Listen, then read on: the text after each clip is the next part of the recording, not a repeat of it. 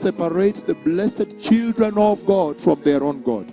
The way that leads the tree of life was already closed because of sin. Genesis chapter 3 verse 24. And I am reading from NIV. After he drove the men out, he placed on the east side of the Garden of Eden cherubim of glory and a flaming sword flashing back and forth to guard the way to the tree of life. If I were you and I meet where it's written, the way to the tree of life, I would underline that. The way to the tree of life. There is a way that leads to the tree of life. He put cherubim of glory to guard the way to the tree of life. Look at the kind of glory and heaven and eternity God had brought down here. You can now see what sin can do. The consequences of sin. The cost of sin. Because in his first blueprint, in the blueprint of creation, there was no death factored in. Hatukuwa na kifo ndani ya hilo hisabu, in that calculus. When he created man, he did not put in death in that equation. If man was to walk with him, obedient, obeying him, loving him, righteous, holy, there would be no death, no sadness, no mortuaries, no disease, no sickness. How powerful! And God is powerful. He can stretch the earth to accommodate all, as many. His powers are infinite. Hallelujah. And that's why I'm saying, now you see that the way that leads the tree of life was already closed because of sin. It was closed because of sin.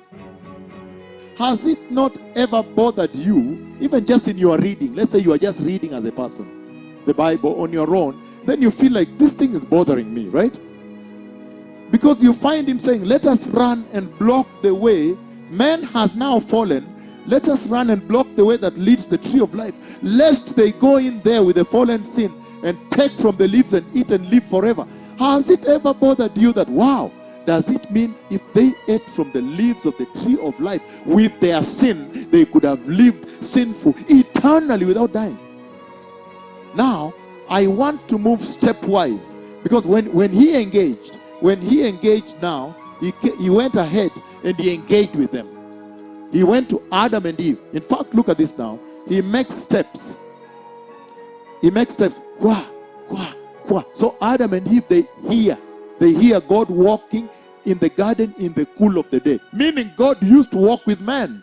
The way Enoch walked with God and never saw death. How powerful that was. Hallelujah. We would be walking with God and never see death. These things of disease, cancer, what would not be here. There will be no evil. Nobody, you would not fear that someone going to steal what of you. Would leave everything there. He goes to them and he asks, Adam, where are you? God that sees everything everywhere, omnipresent, he is now asking as though he seeth not. That is amazing, right? Adam, where are you? He's asking as though, no, I don't see. And yet he sees everything even under the soil. Ask me, I will share with you quite a bit about the Lord.